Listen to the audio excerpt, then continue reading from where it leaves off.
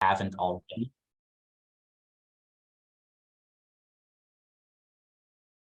The link for to make that donation will be also in the chat for today's Zoom presentation.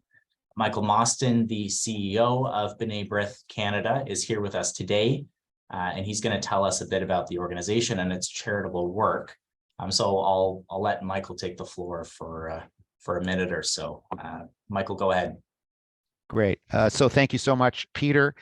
Thank you to Wagner Sidlowski for this opportunity, and in particular, Charles Wagner, who has been a great supporter and leader with us for so many years. So B'nai B'rith has been around since 1875 in this country. We've had a huge impact, but some of those impacts are not so well known. And we greatly appreciate everyone considering support for our food program. We had always been helping seniors in the past through Holocaust survivors, those who were shut-ins in the community. That all got shut down because of COVID-19, as many programs did get shut down. We had some calls over the next few days, and there were seniors who weren't eating in the city.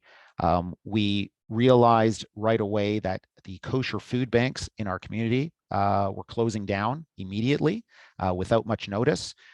So we took on those clienteles, and completely unbudgeted, we created a new program, a food bank from scratch within 1 week. And we have been delivering through a new group of volunteers food to the immunocompromised, those who are below the poverty line, every single week, tens of thousands of boxes since the beginning of COVID. And this includes fresh produce, proteins, everything that you would need for the week. And these are individuals that fell through the cracks, are not being helped by any other agencies in the community, and are sort of all over the GTA individually. And we have volunteers working consistently with those vulnerable individuals and going and making social contact, spending a little time after they deliver, so that we're doing what we call mitzvah upon mitzvah, a good deed, ensuring that there's also social interaction in addition to getting a meal that they richly deserve. So I'll be speaking at different sessions about different aspects of our organizations, but I'd like to thank everyone for the opportunity, and thank you for your consideration for supporting B'nai B'rith. Great. Thank you very much, Michael, for that. All right, let's go ahead and start with the seminar. David Friedman's going to start off. He's going to start talking about will making and professionalism issues surrounding that. Go ahead, David. Thank you very much. Let me start by just saying or expressing my admiration for B'nai B'rith and Michael Mostyn. The program that he's outlined of assisting the most vulnerable in our community sounds to be exemplary, and I very much encourage people to donate to the program. It just sounds wonderful.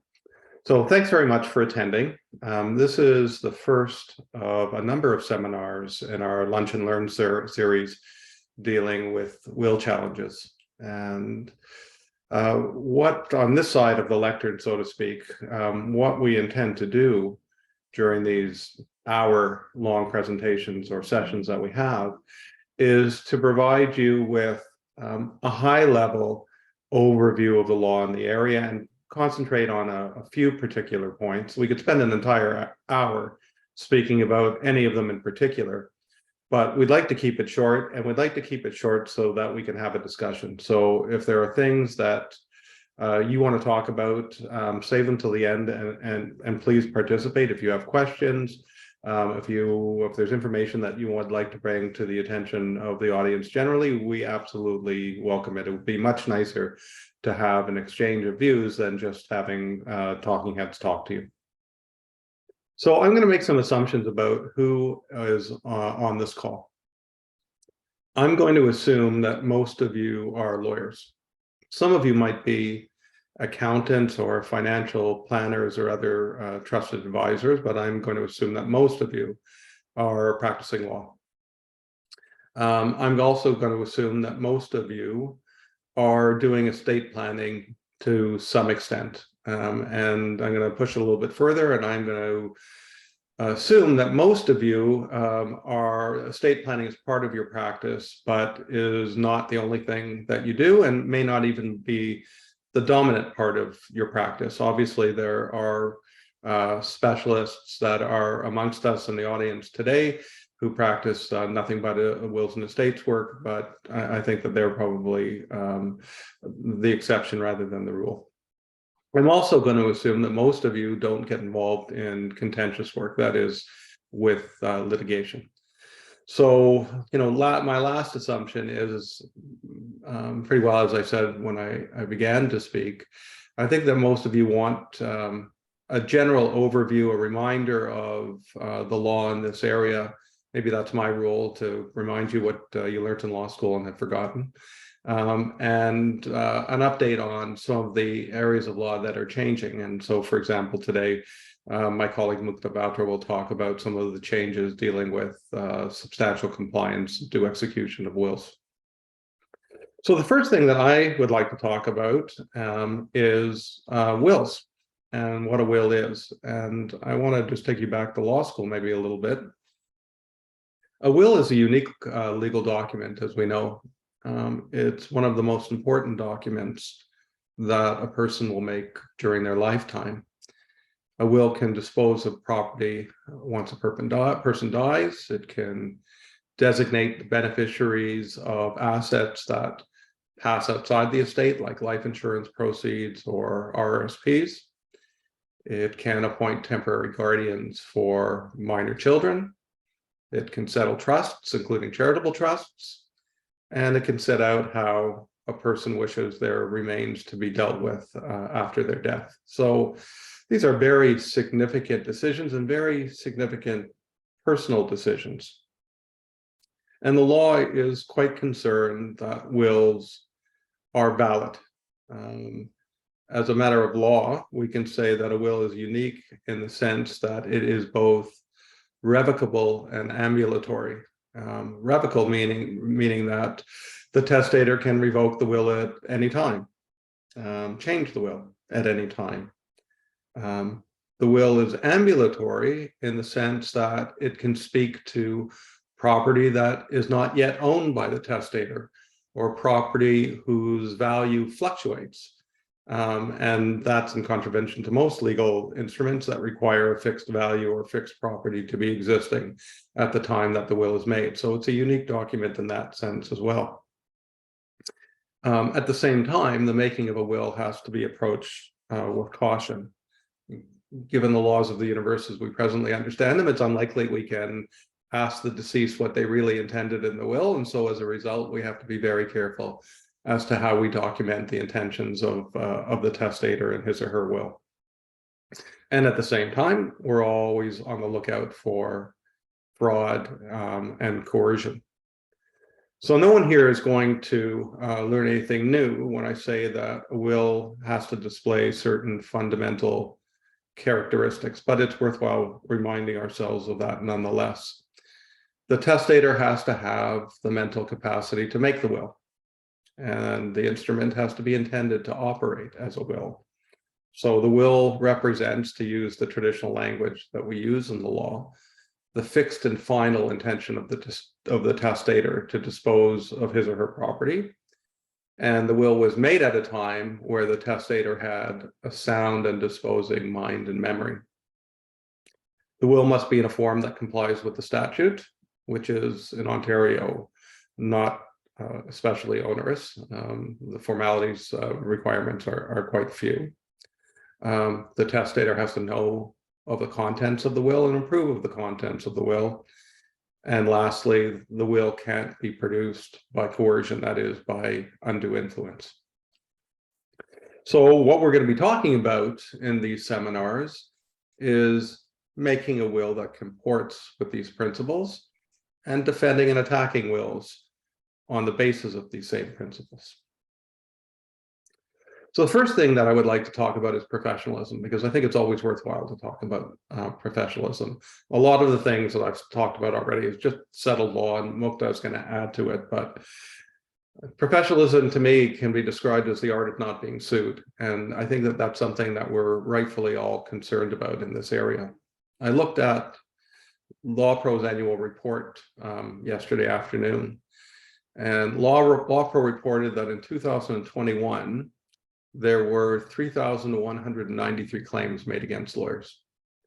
And of that 3,193, approximately 11% were in the area of wills and estates. So there is not an insubstantial risk that's bound up with practicing in this area of law. And as a result, I think that it definitely is incumbent upon us to ensure that our practices are display competency and are prudent, and at the same time defend our own interests. So LawPro, again, looking at its most recent report, tells us about the types of problems that arise in this area. And they are communication-related issues. So, for example, failure to compare notes of the instructions to the draft documents. The second is inadequate investigation of the testator's personal circumstances and assets. Third, inadequate knowledge of the law. Fourth, a failure to recognize capacity and undue influence concerns. And last, a failure to deal with conflicts in respect of joint retainers. So if those are the problems that arise, I do have 5 suggestions that I want to make. And for some of you, you're doing all of these things and you don't need me to hector you. For those of you that perhaps are new to practice in this area or practicing just generally, and this is one of your practice areas, there are 5 points that I think that are important to make. First, please use a written retainer. There is, for some reason, still reluctance to use written retainers, but to my mind, it's absolutely critical in this area to have a written retainer to protect yourself. And the reason for that is a written retainer is going to set out the scope of your engagement. There is a fundamental difference between being retained to develop an estate plan and being retained to draft a will based on instructions. An estate plan may admit of tax considerations. Drafting a will from instructions may explicitly not do that. The client may not want you to look at the tax advantages of planning one way or the other. It's important in your retainer agreement that you set out the scope of your assignment so that later on, when questions are asked or objections are made, you can defend your work by saying, I was only retained to do this and that, and rather than something larger. So that's the first point. And if you have a retainer agreement and you're not sure whether it's good or not, I would be happy to have a look at it and discuss it with you. My second suggestion is, and this is part of a retainer agreement, is to be very careful in explaining how joint retainers work. As litigators, we do this all the time, but I think that solicitors sometimes don't do as good a job as this. The way a joint retainer works, obviously, as we all know, is that if a conflict arises between the clients, the lawyer may be prevented from acting from any of them. And this is particularly significant, in my view, with respect to being retained to do estate planning or draft wills for blended families, of which there are many more than in the past.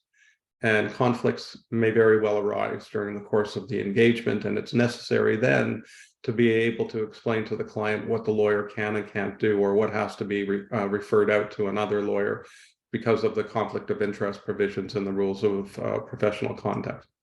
So please, in your written retainer agreements, there should be a fulsome explanation of how joint retainers work. And I would suggest that you draw your client's attention to that before you start getting busy with the assignment that you've been provided. The third point I want to make is about systems. And unfortunately, I think sole practitioners, because of the amount of work that they're doing in other areas of law as well, may not pay as much attention to this as perhaps either medium or larger size firms or people that practice exclusively in this area. If you do things on an ad hoc basis, you're going to make mistakes. If work is being done by a variety of professionals in your firm, a lawyer, law clerk, articling student, someone like that, and each is assuming that someone else has followed up on some point, mistakes are going to be made. Whether it's digital systems or paper systems, there have to be systems that are put into place. Systems for intake, for checking the information that's been provided to you by the client, for ensuring that instructions have been adequately documented, for ensuring that instructions have been followed in drafting the will. It's very easy to make a mistake when you don't have a system.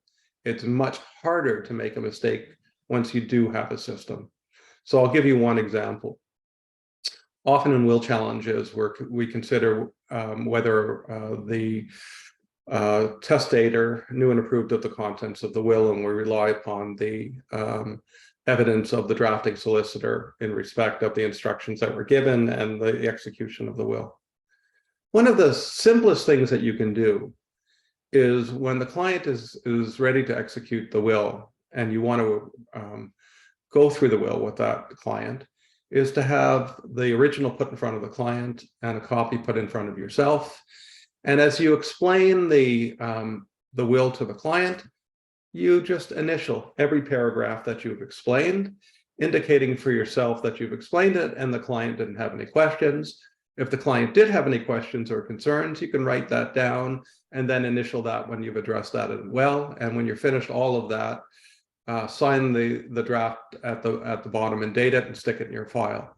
Now you can get up in court if called upon to do so and say, absolutely, did I explained the will to the client, went through it with them paragraph by paragraph, noted their concerns and their questions, and I can say, absolutely, the client knew and approved of the contents of the will. It's a really simple and easy way to ensure that you develop that kind of evidence and leave it in your file. And that's part of the kind of system that I have in mind. So how not to get sued, how to act professionally, make sure you have adequate systems in place and that you follow them each and every time. The fourth point I want to make is stay in your skill set. If you're not dealing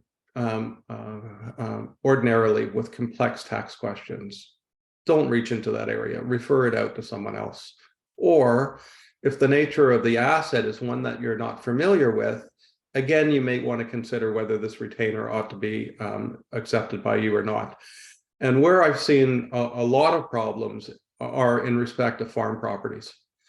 Oftentimes you have lawyers that are working with clients that are exclusively resident in urban areas, but may purchase a cottage property, and that cottage property may actually include a working farm, which is then leased out.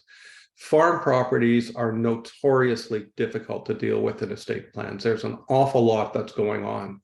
If you're not dealing with farm properties regularly, and if you're not prepared to put in the time to really bring yourself up to speed, then I think that you should decline this retainer and provide and give it to somebody else just to protect yourself, because it really is a complicated matter, and that's not something that I think is in your interest to take a chance with. And my last point is dealing with contentious matters. In my view, solicitors that work primarily with non-contentious files are really putting themselves at risk when they step into the world of contentious matters in estates, contentious litigation. There's a lot of arcane law in this area. There are a lot of unique procedures in this area. And unfortunately, it's very easy to make a mistake. And so, you know, at the very least, call somebody that does litigation regularly, tell them what your problem is and what you want to do about it, and ask them if they think that you're doing the right thing. I can think of dozens of lawyers that I know that practice regularly in the contentious side of the estates world that would be more than happy to help you out. And certainly that's the case for my colleagues and myself.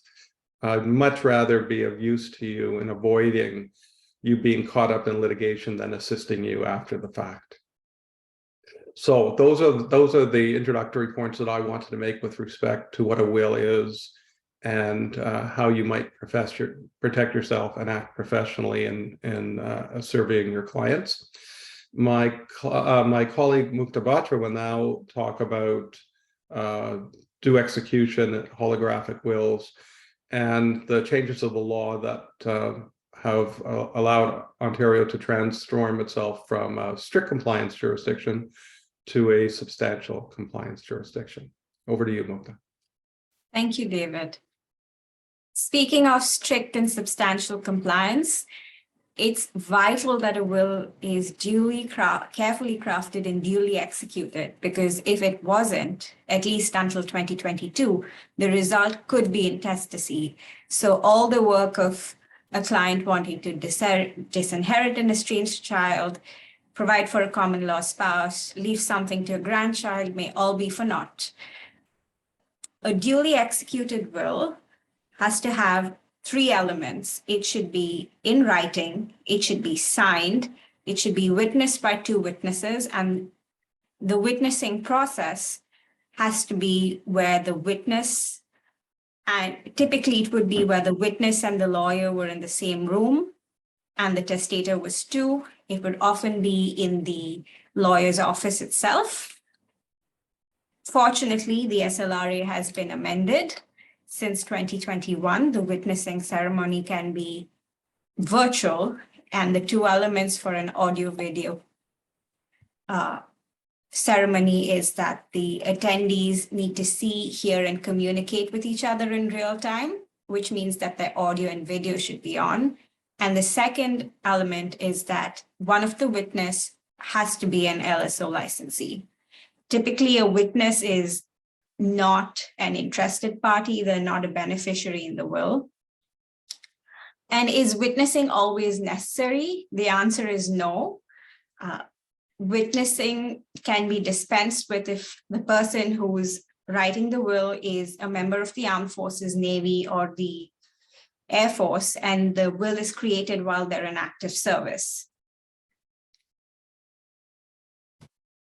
David has already discussed the best practices in terms of of how a will is witnessed and what to do while executing a will. However, another point I wanted to add is about the creation of the affidavit of execution. It may be required a few weeks down the line or a few decades down the line. When a will is drafted, we don't have the foresight about when the client is going to die. Some lawyers wait till they hear of the client's death to execute the affidavit of execution, while some of them do it right away. Since the 2 witnesses are typically the lawyer and the law clerk, and there could be high turnover with the law clerk, and there's sometimes where you don't know who's around when at the time of the death of the testator, which is why it's a best practice to do the affidavit of execution right away to avoid busy work later. And once these 3 elements of witnessing, the will being in writing, and the will being duly signed by the testator are complete, a will is considered duly executed and it's presumed to be valid. The presumption extends to the fact that the testator knew and approved of the contents of the will, and at this stage, the court does not conduct an inquiry into capacity. And anyone who would challenge the will would then have to prove that there's suspicious circumstances exist or undue influence exists. And I'm not going to speak about will challenges and burden of proof, because that's going to be discussed 2 weeks from now by my colleagues David Friedman and Harkit Singh Dadda. And I want to emphasize that if these elements are not complied with, a will is not duly executed, and the effect of a not duly executed will was that the will was not valid. And this is a very harsh result, and it's a very strict compliance. For example, in Bayford v. Boas in 2021, the court considered whether 1 witness was enough, and the answer was no. And the facts of this case were such that there were 2 versions of a will. The first version had only 1 witness. The second version was invalid due to suspicious circumstances. Unfortunately, the result in this case was intestacy. One way to try to escape intestacy is by trying to show that a will is a holographic will. And Section 6 of the SLRA deals with holographic wills. A holographic will has to be entirely in the testator's handwriting, and it has to be signed by the testator. No witnesses are required, and as a result, there's no affidavit of execution. When a holographic will is presented, the court will consider whether there's fixed and final intention.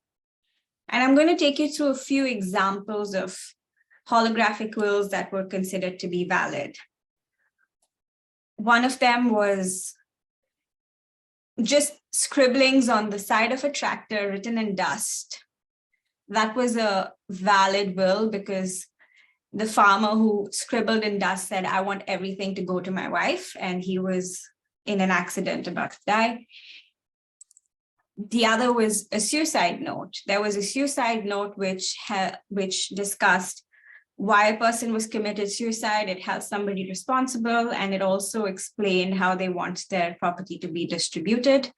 This was decided very recently in 2022. The case name is McGrath v. Joy. And a holographic will does not have to be formal.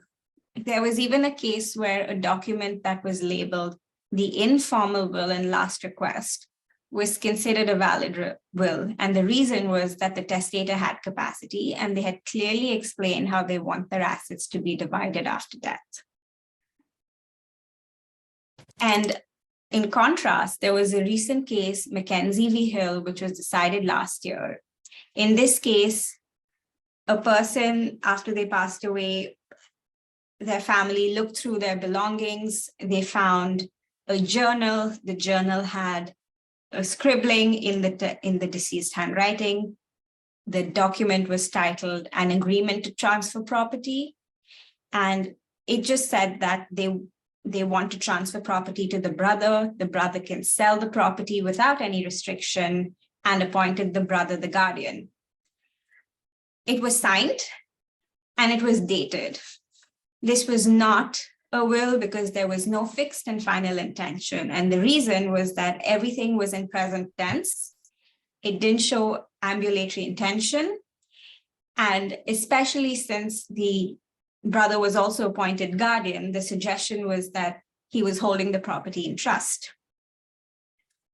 It's also important that the document is wholly in the testator's handwriting.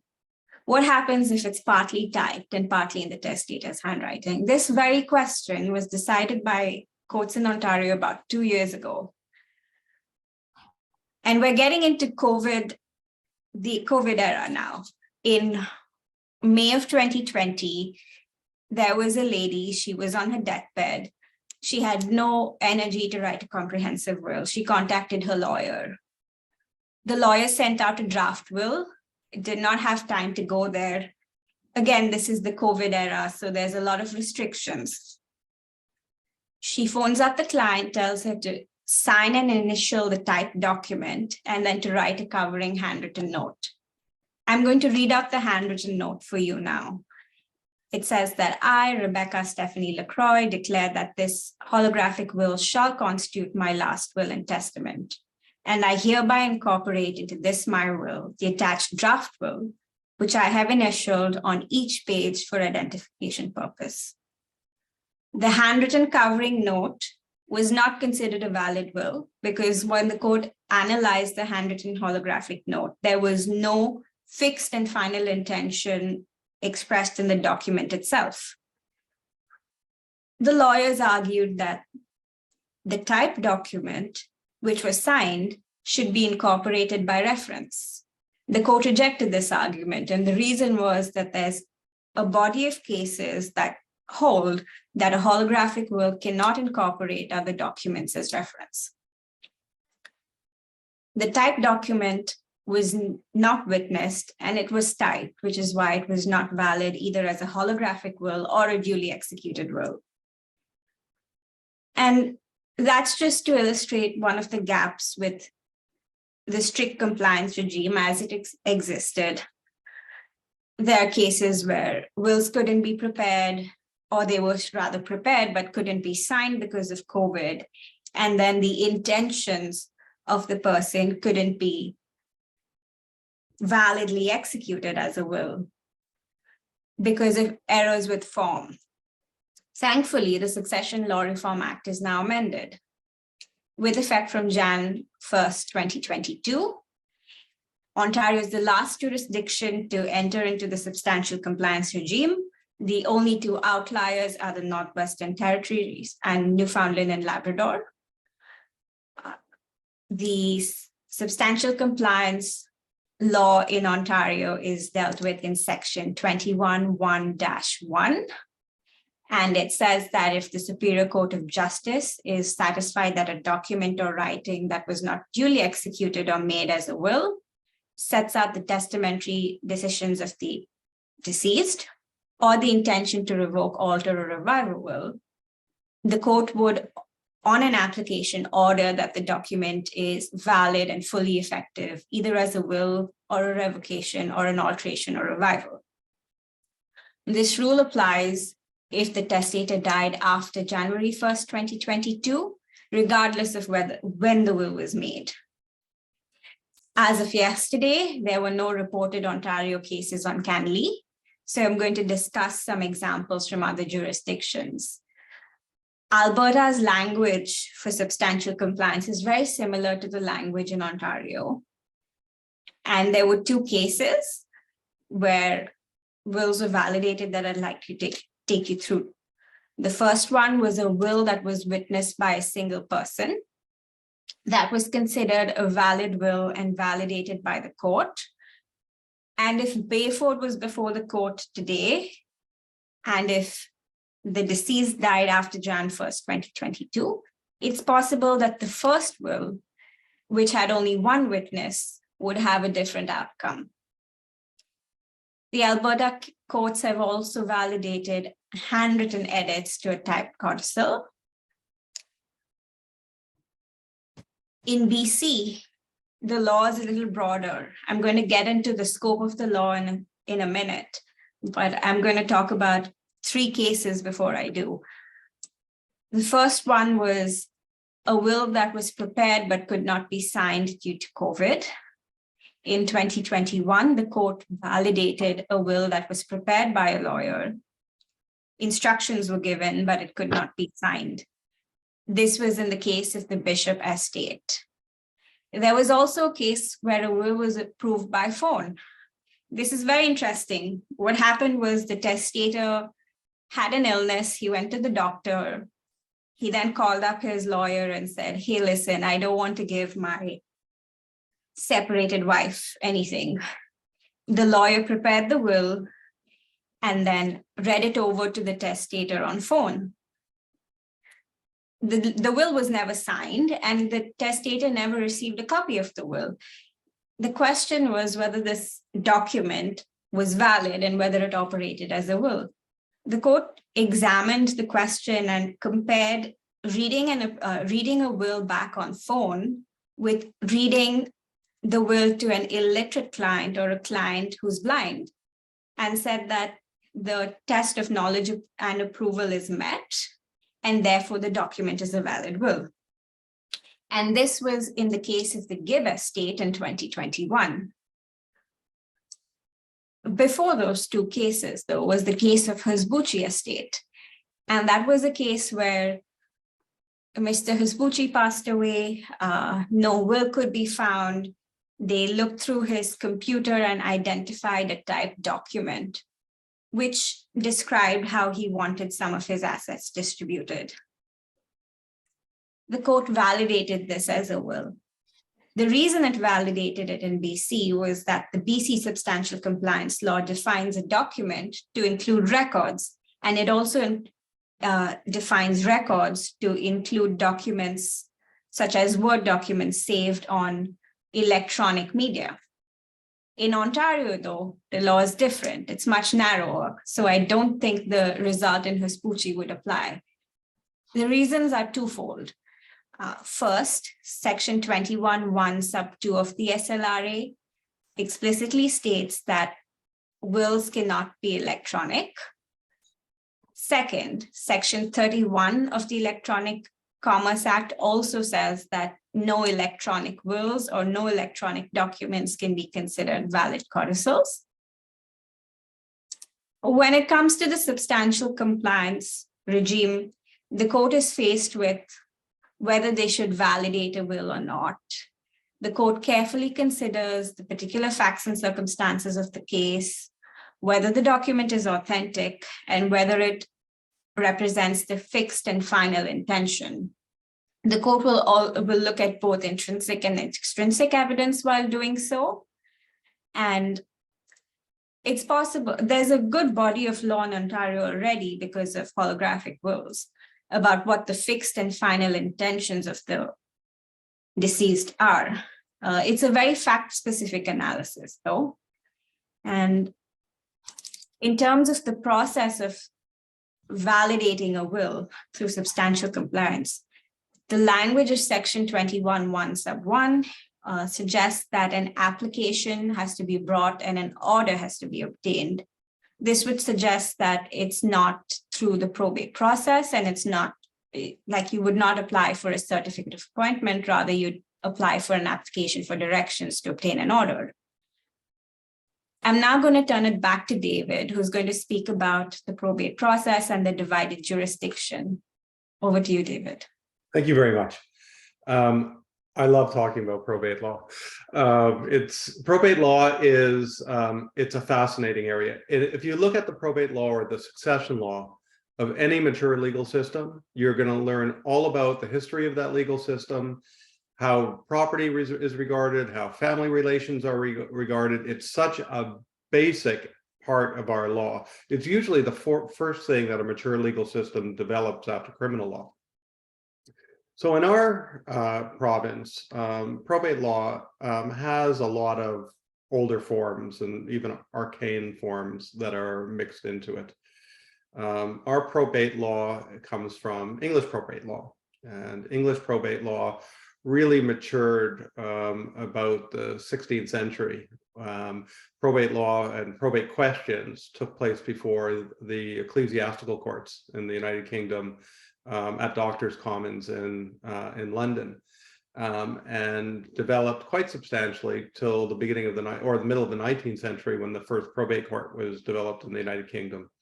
The first statute, I think, in Upper Canada was to create laws with respect to wills and estates and probate. So we brought a lot of that law into Upper Canada even before Canada was a country. And as I say, there's a lot of things that are arcane still, in what kinds of grants of probate we have and what we call them and how we get them and all the rest of it. So the key in this area to understanding probate is really to understand what the court's jurisdiction is, because the court's jurisdiction is atypical. The court does have the conventional adjudicative jurisdiction. Where there's a will contest, an objection is filed. In some provinces, though we still use the old speak, caveat is filed. And then there is an exchange of documents, and the contest gets underway, and the objection is essentially a form of a pleading. And in that case, the court really does just sit as an adjudicator more than anything else. But most of the time, the court exercises an inquisitorial jurisdiction, which is unique to this area of law.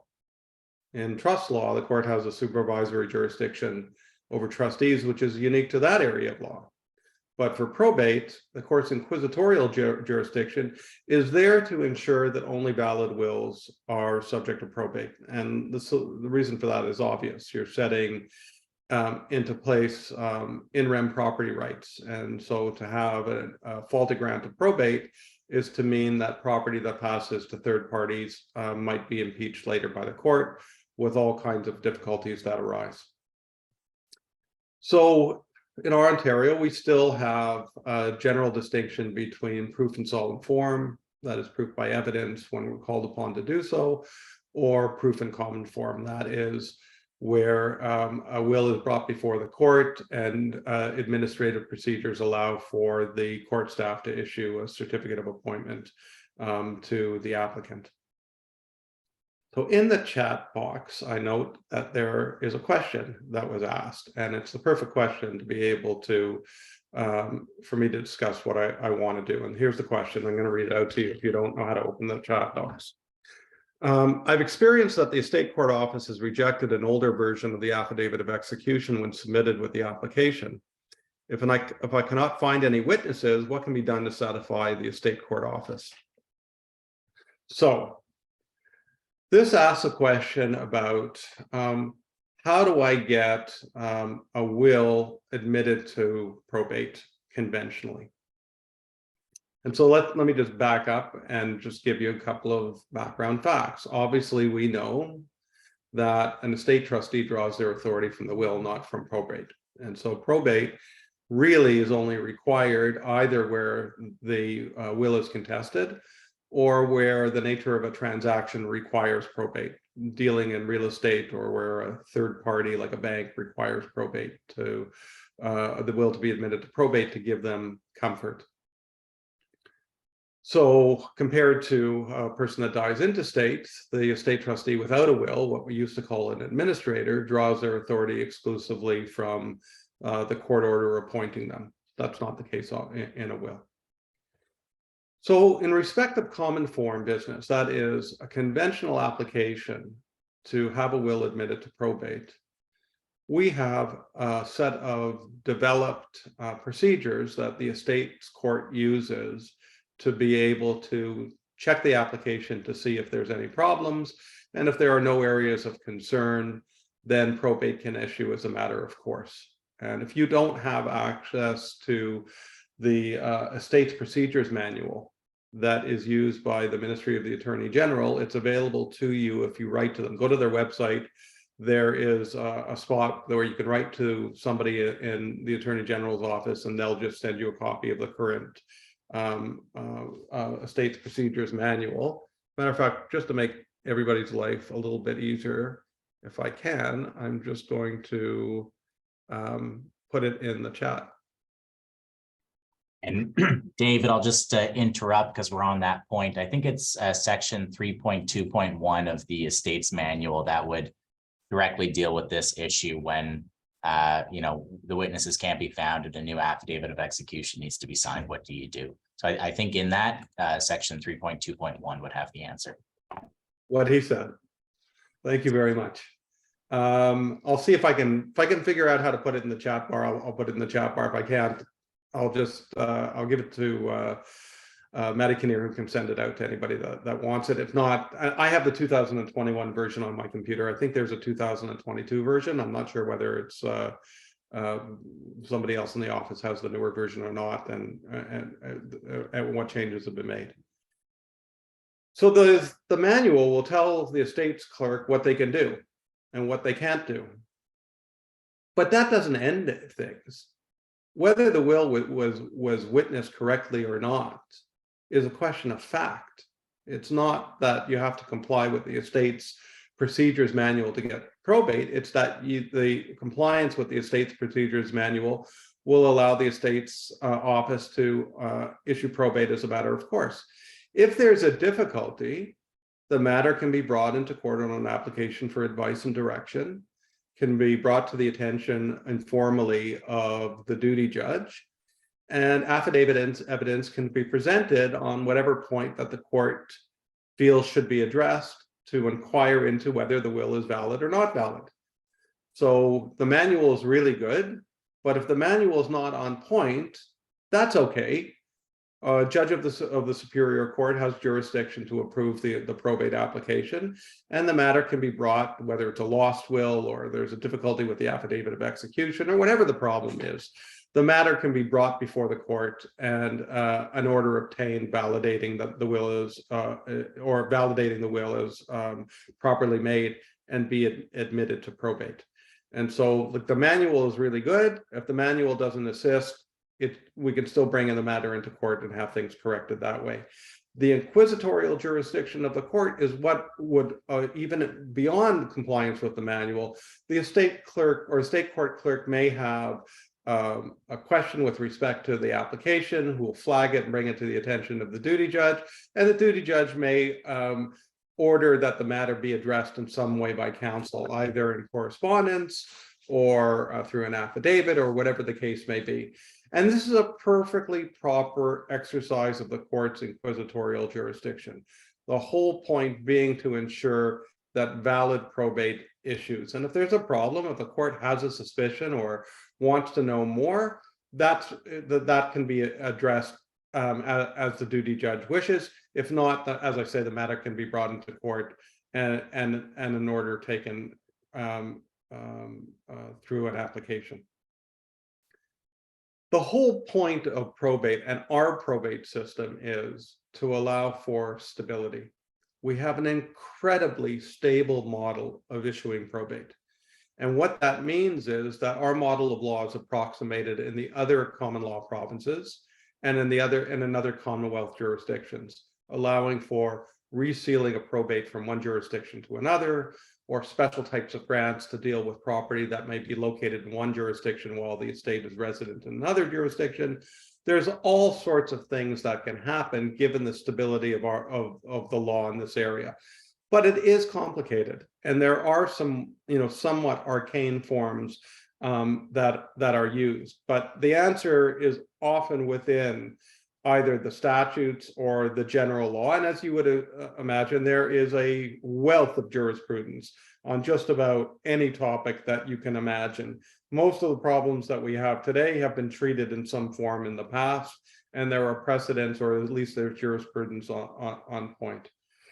So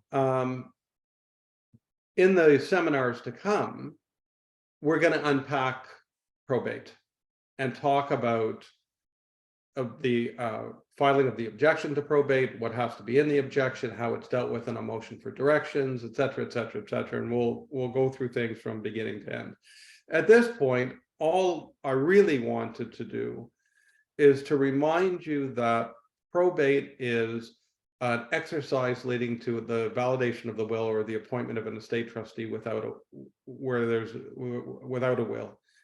And that although it looks like it's an extremely complicated system, actually, when you break it down, it's fairly simple. But what's required is assurance that the will that's being put before the court actually complies with the requirements that are in the Succession Law Reform Act, as well as in the developed jurisprudence, which I talked about at the beginning of the seminar. We want to ensure that we get it right. And the probate system, although it sometimes seems unwieldy, especially given the paucity of resources that are available to the estates court staff in the province generally, but especially in Toronto, Ottawa, Windsor, and London, there is a significant time lag in moving things through. And obviously everything that we can do to make the estates court staff life easier is going to allow our clients to get probate over the wills that they're seeking probate over more quickly rather than not. So having said all of that, we've used a lot more time than I thought, but we still have time for questions. And I would be very happy to answer any questions, or Mukta can, or we can even put it to other people. Yes, Barry, I see that your hand is up, but your microphone is off. I've turned it on. There are so many things that piqued my interest. I'm just going to try and mention 4 things very quickly. Mukta was saying there is no case on Canley. In fact, courtesy of David Smith at Hull and Hull, and some of you may be on their blogs, he brought to my attention a case in Ontario. It may have been the first one ever, I don't know, that dealt with the compliance 21.1 sub 1. It's called Grattan, Grattan, and Grattan. And I'm not sure if I hit my enter button, whether it'll post it. Yeah, I think it did. Yeah. In the chat room. It's a really interesting case because this was a situation where a lawyer sent a draft via email to the client. The client made some changes on her computer, emailed them back to the lawyer. The lawyer said, okay, we'll make those changes, call us to make an appointment. 2 weeks after, she died, never came in. And the court validated that document, that unsigned document. And there's lots of stuff that one could talk about, but the thing that piqued my interest most was that, in my view, this was an electronic will.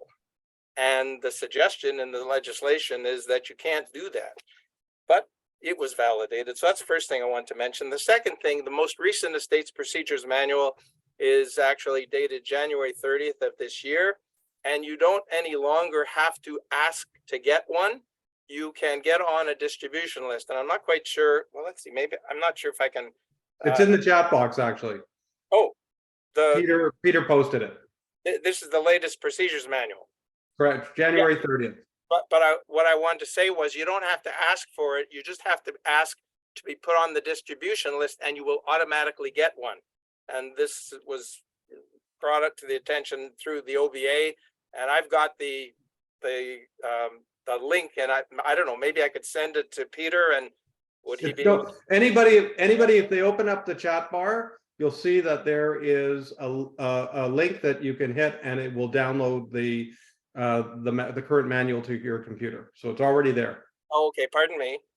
Third thing, fascinating what Mukta said that raised a question in my mind about the process, that if you get a declaration that a will is valid, do you have to go through the probate process at all? And the thing that struck me is, well, you know, everybody's busy trying to avoid paying estate administration tax. So can I have a client sign a will and deliberately have only one witness so that I can bring an application? Well, I wouldn't do it because I'm not a litigator. Bring an application, get a court to declare the will valid and avoid paying the tax. And what was the last thing I wanted to say? Don't bet on it. You know what? I have other things, but that's enough. Thank you very much. That's really very useful. I just looked at this Grattan case. I note that the decision itself is like 4 paragraphs long with no authorities really being cited, and there was no opposition. So I wonder how persuasive that authority is going to be going forward. But certainly anything to do with electronic wills is going to be, you know, quite interesting to look at. So thank you for that. Anyone else? We only have a couple of minutes left, and I'm sorry that we've gone on longer than we thought.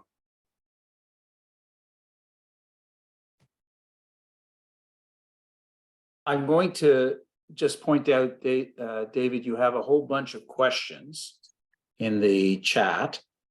If you can't address it within the time we have, you'll get back to them.